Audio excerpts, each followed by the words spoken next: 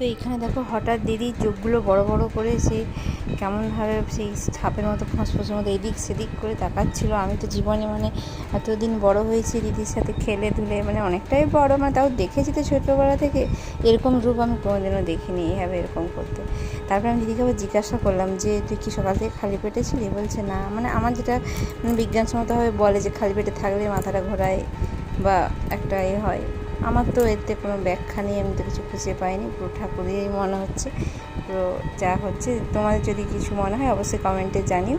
তো দেখো এখানে মেশো তারপরে জল দিয়ে দিল, জল দিয়ে দিতে ওর একটু কেমন একটা হয়ে গেল, যখন জামাই এসে ওকে ধরে নিয়ে গেল। কিন্তু জামাই এসে ধরে নিয়ে যাওয়ার পরও ও ওখানে মানে বাইরে গিয়েও আবার কী সব করছিলো, আমি এখানে ছিলাম দেখিনি, আমি শুনলাম পরে।